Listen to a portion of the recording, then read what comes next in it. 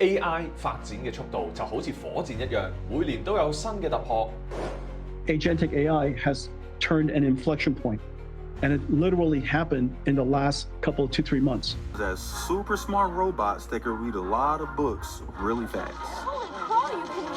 講到 AI 就唔能夠唔提及兩大晶片巨頭 NVIDIA 同埋 AMD。NVIDIA 大家應該就好熟啦，但係唔知你又對 AMD 有幾多認識呢？睇翻過去一年啦 ，AMD 嘅股價升咗近100%，遠超 NVIDIA 嘅46%。最近 Meta 宣布咗同 AMD 達成咗一項價值約1000億美元嘅多年合作協議。Meta 將會部署高達6個 GW 嘅 AMD Instinct 晶片去進行 AI 算力訓練啊。ARK 基金嘅創辦人 Cathie Wood 亦都表示 ，AMD 有機會喺2026年挑戰 NVIDIA 喺 AI 晶片市場嘅主導地位。ARKK 最近仲要喺 AMD 股價回調嘅時候咧，已經係加碼買入啦。NVIDIA 作為 AI 晶片界嘅大佬，市場佔有率超過90%啊，一度成為全球市值最大嘅公司。AMD 咧，2014年就差啲破產，股價跌到得1.6美元。沉寂咗好耐，全靠請咗 Lisa 蘇媽做 CEO 先至成功轉型。AMD 呢隻冷門嘅黑馬，而家跑下，居然搶咗唔少 NVIDIA 嘅市場份額。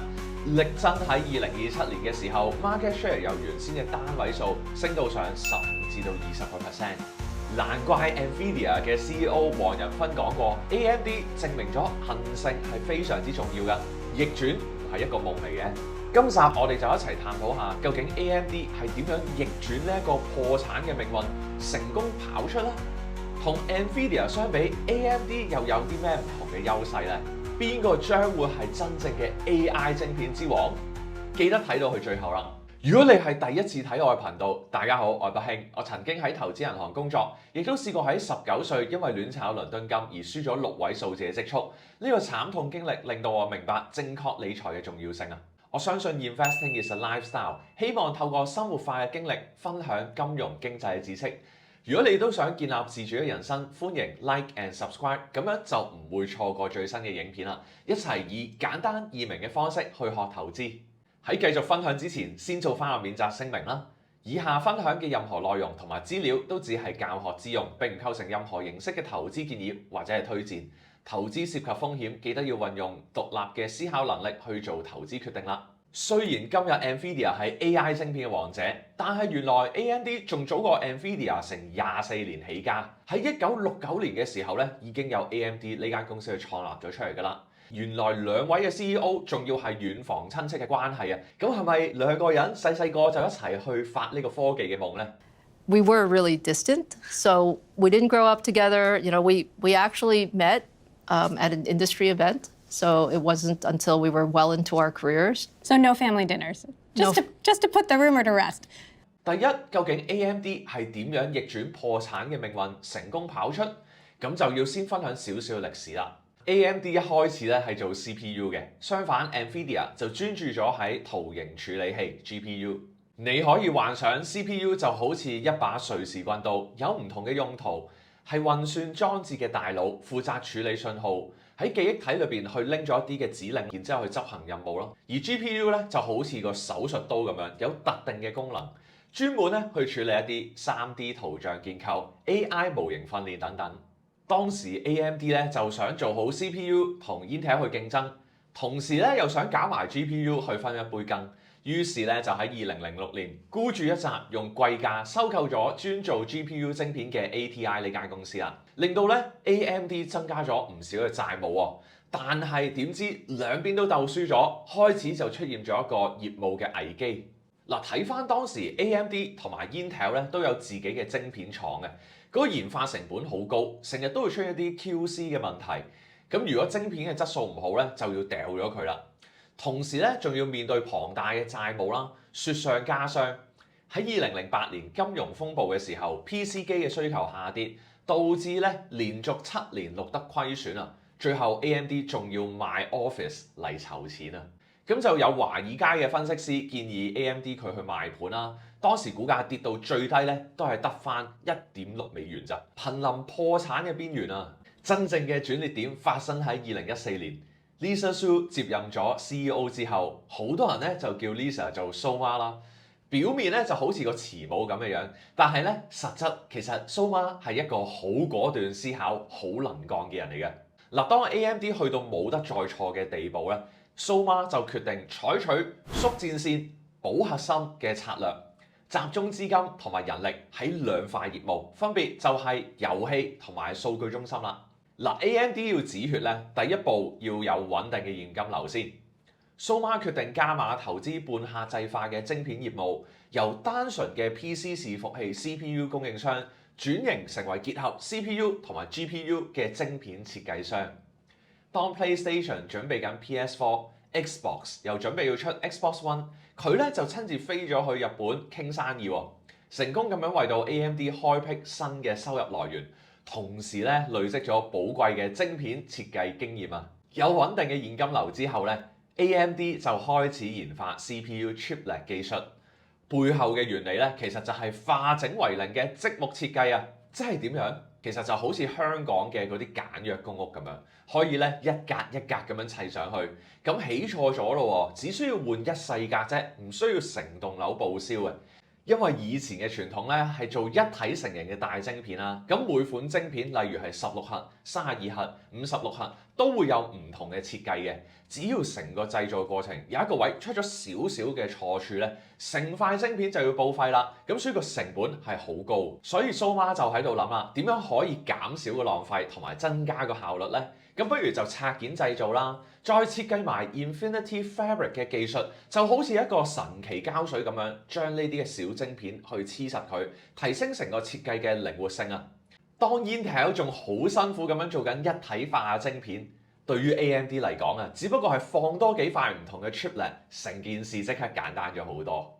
最後 Intel 大跌眼鏡，AMD 好快就進入咗數據中心嘅業務，毛利率大升。無論係效能同埋性價比，完全贏咗 Intel， 做到 AMD 講嘅 AI is number one strategic priority。另外，蘇媽喺技術策略上邊咧做咗一個好重要嘅改變啊，就係唔再同 Intel 一樣擁有自己嘅晶片廠啦。製造晶片咧就好似做蛋糕一樣，預期自己去設計食譜、準備材料、買唔同嘅工具去整，咁不如交俾擅長製造嘅公司去代辦。而呢間公司咧就係台積電啦。AMD 主力設計食譜，再揾台積電去做中央廚房代工晶片，令到 AMD 可以專心鑽研晶片嘅技術。而呢一種長期嘅合作模式有 division of labour 嘅優勢，大家各自做好自己嘅部分，令到公司嘅發展咧就越嚟越好喎。蘇媽亦都重新定義咗成功指標啊，強調要做好產品先有競爭力。唔再以出貨量或者係短期嘅股價作為核心嘅目標，建立好客戶嘅信任先，呢個係最重要嘅。所以咧，之後推出嘅系列唔再係一次性嘅產品，而係會不斷升級嘅系統，就好似 iOS 咁樣有 software upgrade 咁樣嘅一個情況啦。最後啊，就要講 AMD 嘅絕地反擊。多年前收購咗 ATI 去搞 GPU， 雖然搞到差啲破產啊。但係今日 AMD 嘅 GPU 市場份額急速增長，有機會同 NVIDIA 競爭。想做高質嘅 GPU 就要用到 AI 加速器啦。AI 加速器就好似高效能嘅自動駕駛系統，可以幫公司更有效率咁樣去訓練 AI。AMD 預計佢嘅 AI 加速器將會喺2027年嘅時候佔據市場嘅20%啊。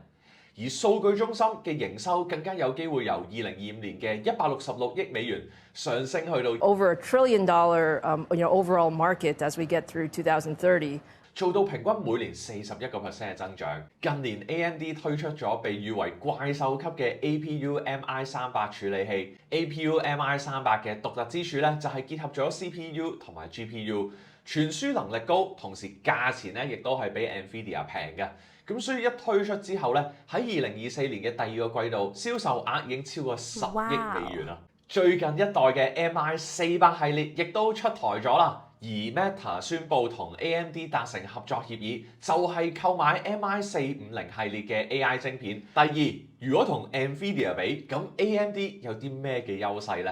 先講咗 NVIDIA 先，個優勢就係晶片運算速度快，佢哋嘅 GPU 就好似法拉利嘅超級跑車一樣，專門去做 AI 嘅訓練運算。但因為咧 NVIDIA 咧佢係一個 closed source 嘅封閉嘅平台啦，咁如果之後想去提升嗰運算嘅效能咧，就要繼續買佢嘅獨家入場券啦，先至上到佢嘅私家高速公路啊！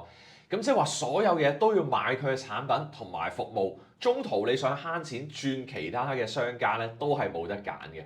有近90%嘅公司而家都係用緊 NVIDIA 嘅晶片，咁可能有啲公司會諗，哇咁樣長遠落去，會唔會搞到 NVIDIA 一台獨大㗎？咁將來會唔會好似買 iPhone 咁樣，買完 iPhone 又要用埋 MacBook、AirPod， 完全冇辦法離開 NVIDIA 嘅生態圈啊？就算加咗價，都冇議價嘅能力，咁係好大鑊。咁所以 AMD 最明顯嘅優勢就係選擇行一個開放嘅生態，即係 open source 啦。